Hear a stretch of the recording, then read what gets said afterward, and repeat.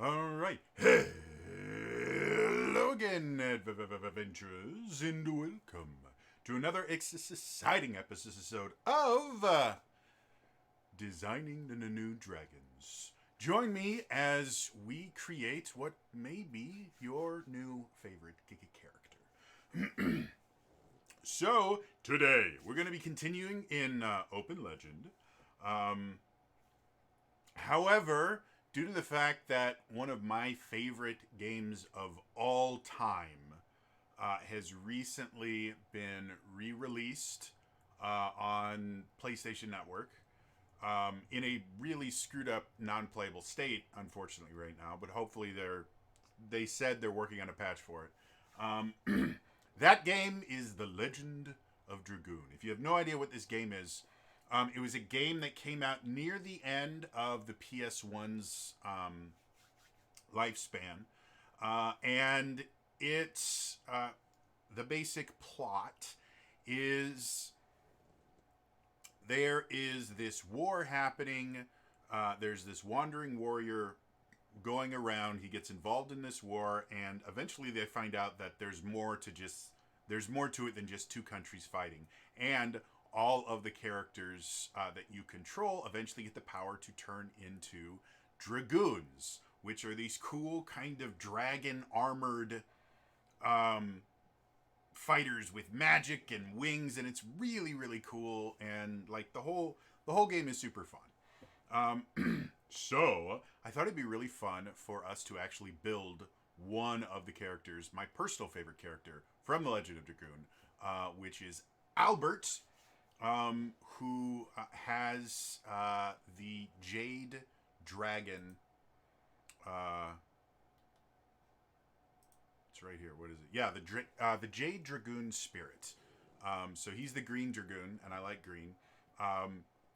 And he uses a spear, and his additions, which is how you fight in the game, is it kind of has like QTE kind of things where every time you do, it's a turn-based RPG, but every time you do an attack, they'll go up and you have to push the X button in timing with their attacks to pull off these things called additions. And if you do them right, they do more attacks and they do more damage, and it's really fun. So his additions are super, super fun and very fast and complex, and yeah. So, that being said, let's dive into building us a dragoon. So we're going to start off with he's actually king, so we're going to go King Albert. Archetype is going to be Jade Dragoon.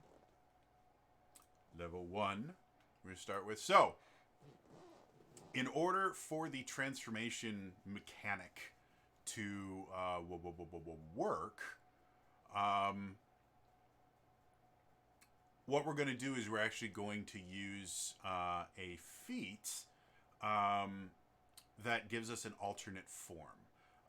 And so as you can see right here, we have the alternate form feat right in front of us. So because we're in level 1, or actually no, I think we have 6, so we can actually do tier 2. So same attributes as your primary form, 3 feat points less than your primary form. So basically we get to make 2 characters in order to do this. So first things first, because we know we're going to do that already, I'm just going to put that in. And what is your specialization? Let's go to Dragoon form. I have no idea what that's about. So alternate form, Dragoon form. So the way this is going to work is we actually build the human form of King Albert, and then we switch it up and we create we create the Dragoon form. And the interesting thing about an alternate form feat is because you can kind of switch between them at will, depending on what limitations your game master puts on you.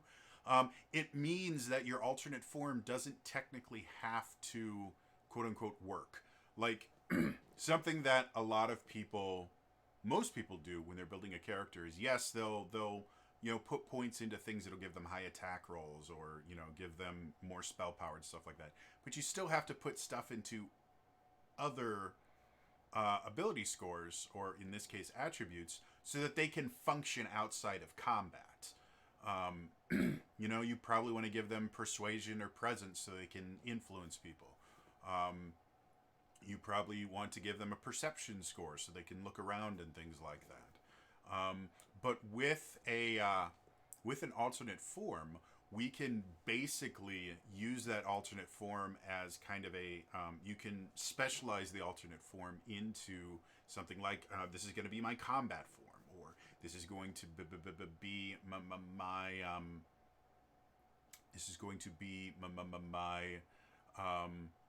investigative form, or this is going to be my travel form, where it's just designed to increase your movement speed and stuff like that. Like, that's one of the really interesting things about Open Legend, is because of just how open it is, you really get to create some interesting stuff, and the alternate form feat is really interesting in that idea. So let's start out with Albert. I am, again, I gotta bring up my thingy. There we go. I'm again going to be using just an attribute quick build. Again, you don't have to. You have 40 total points, and this is so nice that I can just type in, okay, we're going 4, 2, 1, 3, and see it adds up all my stuff for me. So really simple, really easy, and it'll tell me when I go over. That's not what we're going to do, though.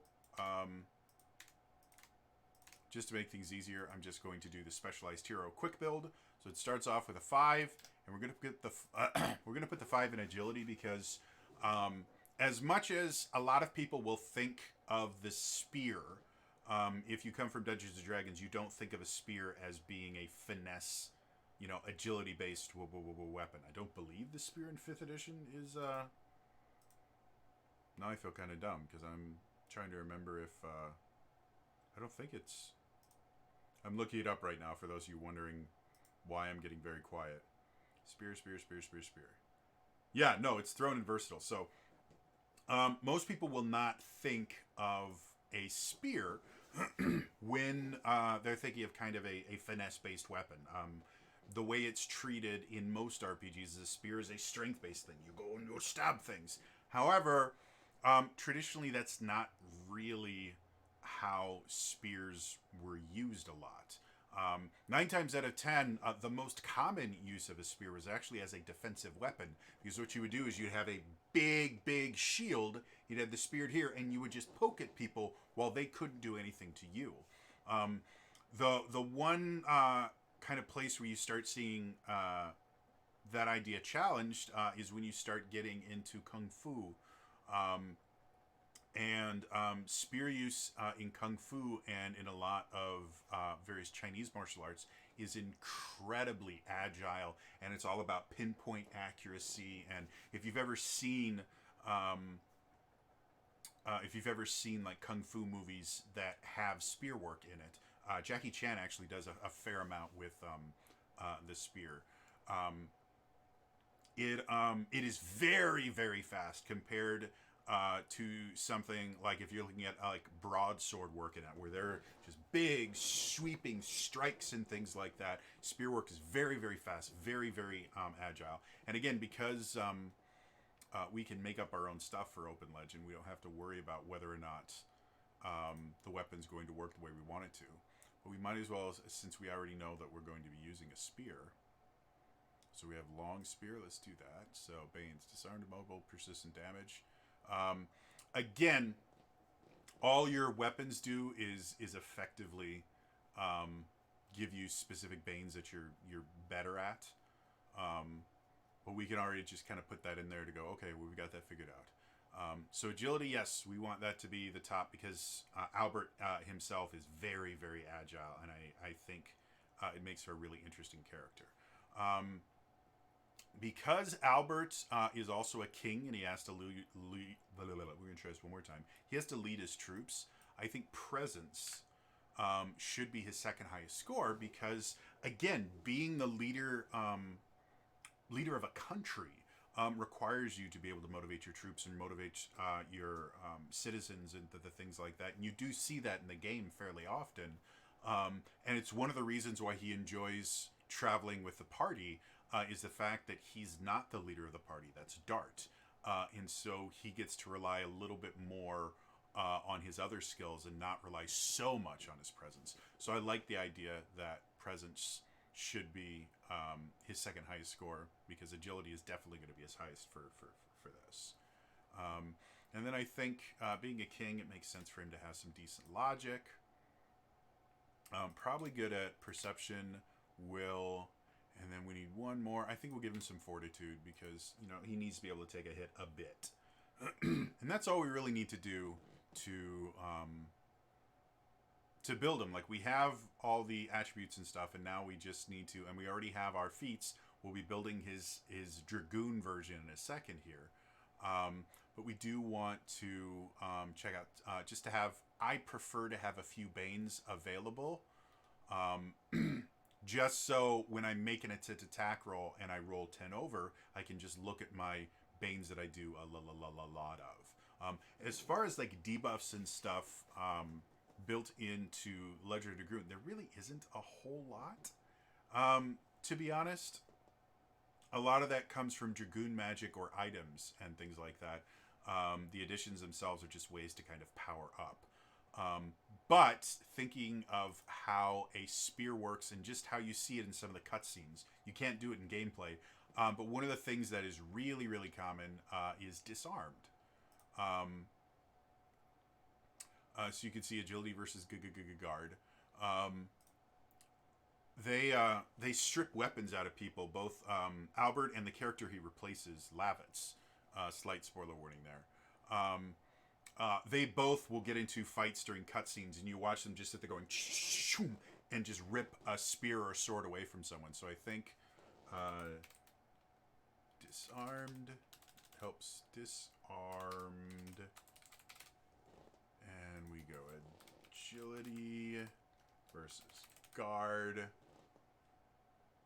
So we have that. And that makes sense. Forced move would be another one that I think would make a lot of sense. Because again, a weapon with reach in general, one of the things that you do with a weapon like that is you use the additional reach that you have to kind of control the battlefield, and you can use it to move people. So I like the idea of him having a forced move. Also, I'm just a really big fan of, I think that was versus guard, right? Yeah, agility versus guard. I'm just a big fan of control style stuff anyways. If we look here, we have disarmed, immobile, persistent damage are the Banes that they're most good at. So we already have disarmed in there. For his spear specifically, persistent damage makes sense. Helps if I spell it right. Because again, with it being a thrusting weapon, making a wound deep enough that it bleeds really well is something that spears were remarkably good at doing. So I think persistent damage makes sense. So agility versus guard. So we've got some boons in there, or some Banes in there. Let's look at some boons that they might be really good at. As you can see, there's really not a ton here because we didn't really pick a lot of boon-focused abilities. But I do like this. So you can use your presence to give a bolster or a heal. And I think both of those are things that Albert would be able to do. In the game, he has no healing abilities, but his Dragoon form does get kind of a shield ability. But bolster, as you can see here, just gives you advantage 1 on... you choose a single attribute and they get advantage 1 on it. And that is a very kind of leader type thing. So I'm going to go bolster, and we only have it to 3. And attribute is going to be presence. So I think bolster and heal, and I'll explain heal in just a second here. So heal can go up to 3. That'll be presence again.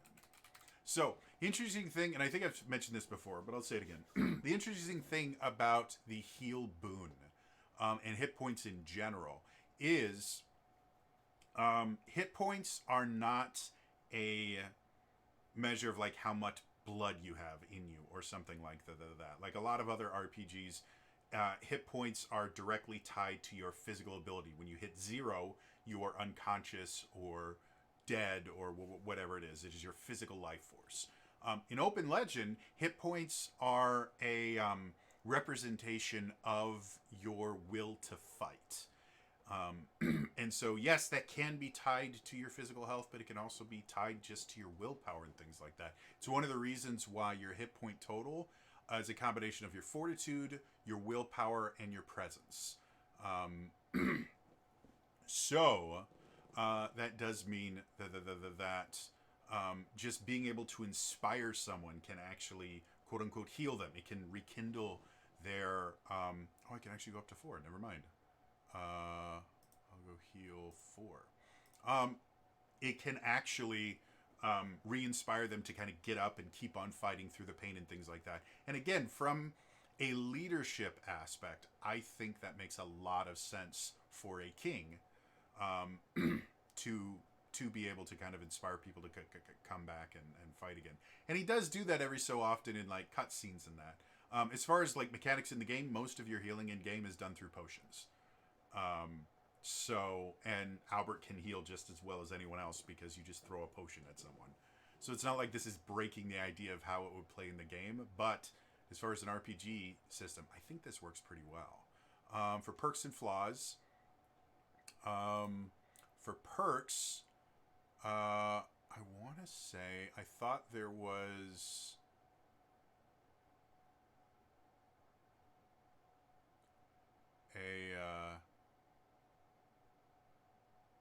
there was one that was basically you're rich.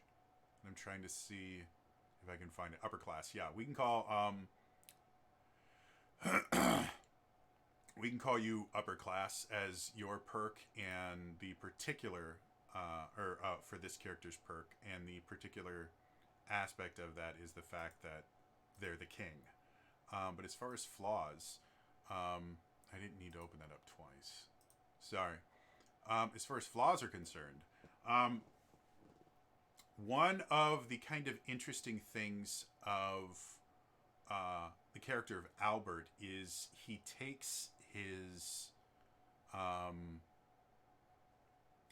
responsibility to the throne extremely seriously, and he kind of has like a self-worth crisis throughout a lot of it. It's like, well, who am I to be king? And due to situations in the game that I'm not going to go into because they're spoiler territory, he feels that there have been people that have, done things for him and paid significant prices for him that he didn't really feel that he was worth that having. So I'm going to see. Zealous. Trying to see if there's a real. I mean, we could call it honest, but he's not really. Like, he's not that. Cowardly compulsion. Cosmetic deformity. Brash bravado. This is where I don't see anything in here that would be. I guess mood disorder would be the closest thing to it, which I'm not a huge fan of using that because, again, I don't like gamifying mental illness. I don't think that's okay.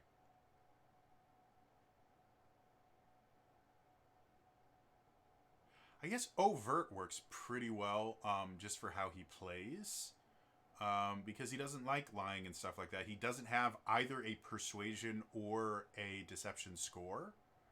As you can see, like, oh, he does have a persuasion score. Ignore what I said. He has a persuasion, but he doesn't have a deception. And persuasion doesn't have to be manipulation.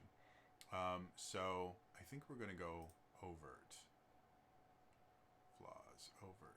Just to give him something to work with. And this is what we have for, and then armor. He does wear medium armor. Why are you red?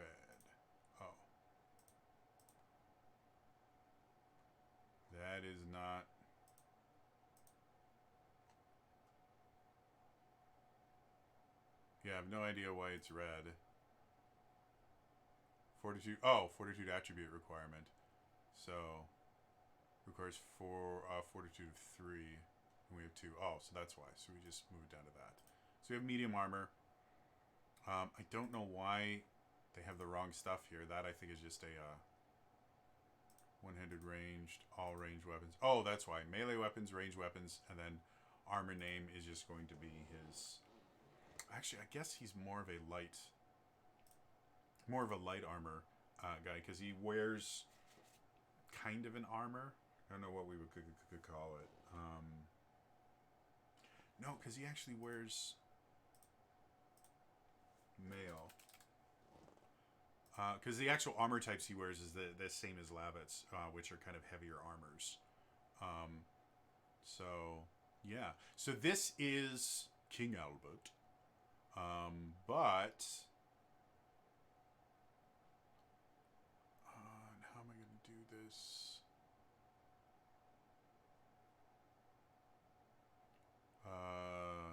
Hold please, as I just reopen this web page so I can have another page. There we go. Close those out. Okay, so we go back here. So now we have our second one. So this is again going to be King Albert.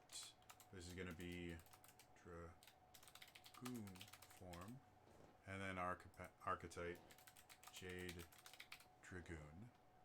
Level 1. So we get the same number of points. And this is where we get to do cool things because we don't have to worry so much about, well, is this character going to exist? No, we can kind of front load things into this being a very combat focused thing. So one of the things, Dragoons all have magic. So I definitely want to put a 5 in magic. And then I also, because again, that protection aspect, I think I want to at least put a 3 there.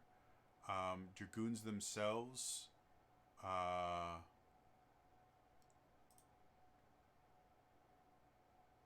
good fortitude. And then might. You notice I'm not using an array this time because I'm not trying to make that same kind of character. And then what else do we want? Because yeah, it needs to be relatively strong, have energy at attacks. In fact, I might turn you into a 4 instead. Turn you back down to a 3. And then anything else? You could only have a maximum of 5. So what else do we want to do? Either what you could do is you could just save those 3 points for the next time you level up, which is a completely valid way to play. Or we could say he's still going to be relatively agile. So if we put a 2 there, it means he's got a decent armor. We're going to say for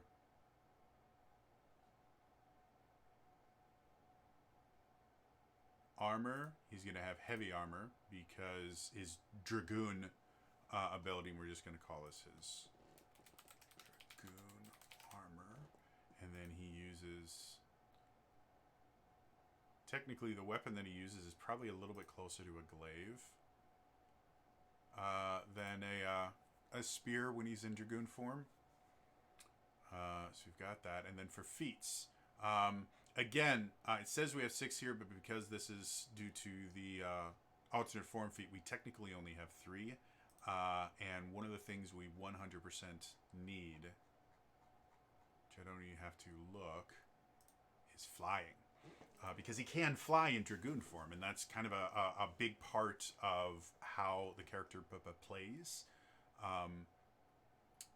is this ability to fly. So, now, the reason I put energy, again, Dragoons have magic and stuff like that, and so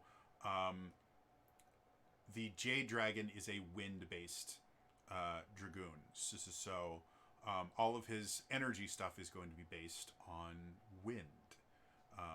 So as far as Banes are concerned, I am going to... he has one that's called Wing Blaster. It's going to be energy versus guard. And it's actually, it targets multiple people, so we're going to call this an area attack.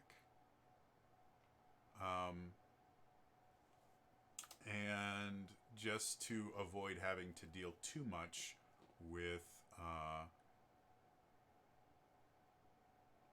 disadvantage, we're going to call this 15 foot. Because what that does, it gives you a 15-foot area that you can hit with it. Basically, a 15-foot square. So if you're looking on a grid, that's a 3x3. And that means you're only dealing with disadvantage 2, because it's basically for each additional 5 feet, it gives you disadvantage. So that one's not too bad.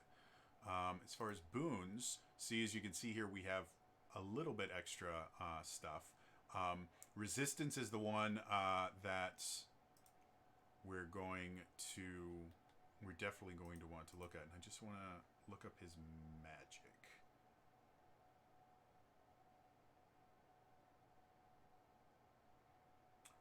Additions, What about your Dragoon form? Okay. Rose Storm is what it's called. So, let's bring this back on. So we're actually going to call his resistance boon, which right now he could only do 3. So what you do is you choose an attack type. So as you can see, precise, forceful, fire, cold, blah, blah, blah, blah, blah. And defense scores are increased by 3. So we can do, technically we could use energy to do this, but we also have protection. And the way that it actually works in the game is he actually creates this kind of wind barrier. So it actually would kind of make sense for energy, since I totally forgot you could use the Resistance Bane for that. I think I might get, oops, that's the wrong one. I think I might get rid of protection to, yeah, let's do this. So let's get rid of protection, because we can use energy to simulate that. And that was really the only reason I wanted to have protection in there. And then what we can do is we can turn might. And then we just have one more that if we wanted to put it somewhere, like perception, just so we have everything built. And now we have a really nice high guard. We have not the greatest hit points in the world, but this, in the game, this is actually a limited form. You have to kind of build up power to be able to turn into it. And that's definitely something that your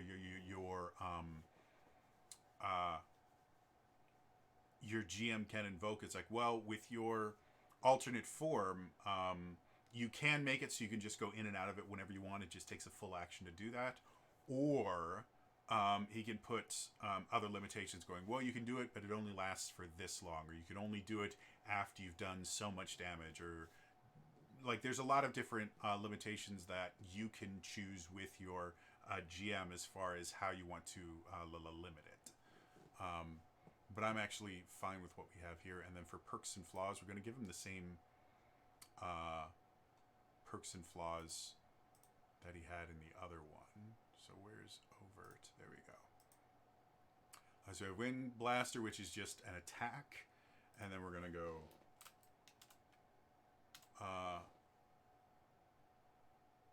we can put here, we can go resistance. R.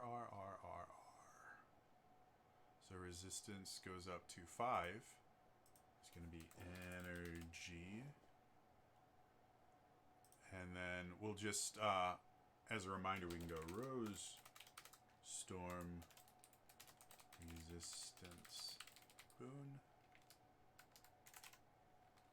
So we just remember it. So it's energy, nothing. So we have that. And then as far as other actions, we should look at a couple other Banes. That would make sense. I like the idea of fear, which you can use might for, because dragons in general are very terrifying things. And the Dragoons themselves in the war that they talk about, Dragoons were absolutely feared because it was humans who had Dragoons on their side, and they were fighting against this race called the Winglies. And so when the Winglies saw Dragoons coming, they were absolutely terrified of them. So I love the idea of the Fearbane being something that... That'll be Might versus Resolve. I really like the fact that by making regular spear attacks, and I guess we should put, you know, her glaive attack. That would be Might versus Guard. Get rid of the extra space. So whenever they kind of invoke the glaive attack, you can just put in like the fear of a Dragoon into them, and I think that's kind of interesting. But we also want stuff that we can use energy for, and so demoralized could be energy, which again would fit into the idea of like Wing Blaster hits them and they get demoralized because like, wow, this Dragoon magic is massively powerful. So we will just put demoralized. It's going to be energy versus resolve. And again, when I build characters at Open Legend, I don't want... I generally don't like to have like this entire thing opened. I like to look at a few, and then on my character sheet, I will have, you know, 2 or 3 Banes that I use often enough. I'm like, no, this makes sense for us to have. So if I do score 10 over on an attack roll, I can just go, oh, I've got these already. In Open Legend, you have a lot more spaces to put stuff in, so we don't have to worry about it as much. And I probably don't need the glaive attack thing. It's more of a reminder for me, but we can put in one more Bane each, so we can have another Might Bane, another Energy Bane, just so that we have a nice group of a nice amount of stuff in there. So forced move, again, can be agility, energy, or might. However, it makes, for me, it makes the most sense for energy because we'd be using wind for that. So we'll do forced move, which will be, that helps if I go to the right character page. So we'll go forced move. Or actually, if we're going to do,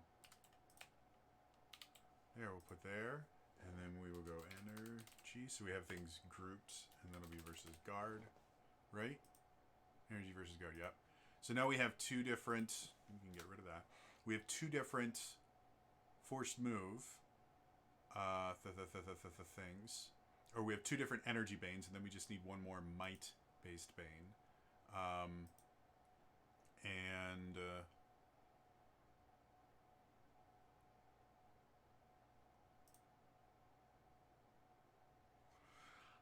think for this particular character, I like the idea of knockdown being being the might-based one. So forced move is the energy base, where you actually use the wind to blow them back.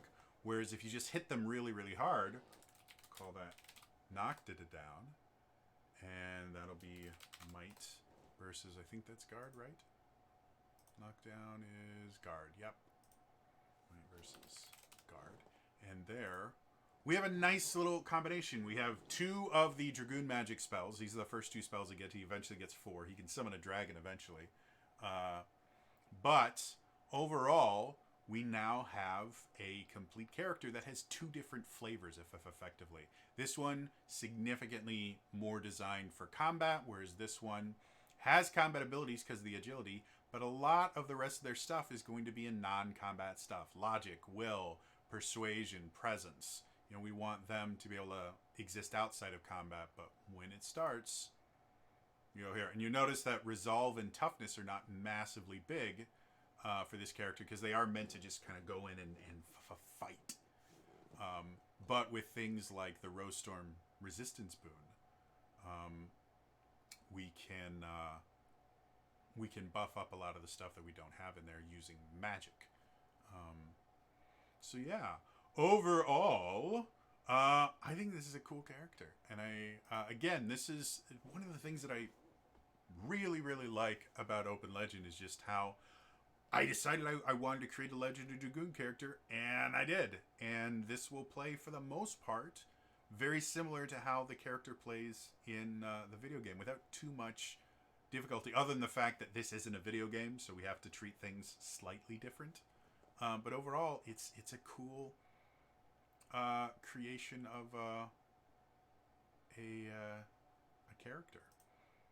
Anyway, that is going to be all for me today. As always, remember to like the video, subscribe to the channel, hit the bell icon, turn notifications on. All of those things are super, super important in the comments down below. First of all, are you familiar with Legend of Dragoon? And if not, go out and find a way to play it, because it's an amazing game. In addition to that, however, is there kind of a forgotten game or a forgotten piece of media that you just absolutely adore and you just don't think it ever got the recognition? Let me know in the comments down below. Maybe name a character from it, and maybe our last Open Legend designing new Dragons will be a character from your favorite forgotten media. But otherwise, that's all for me today. I'll see you guys next time. All right? Bye-bye.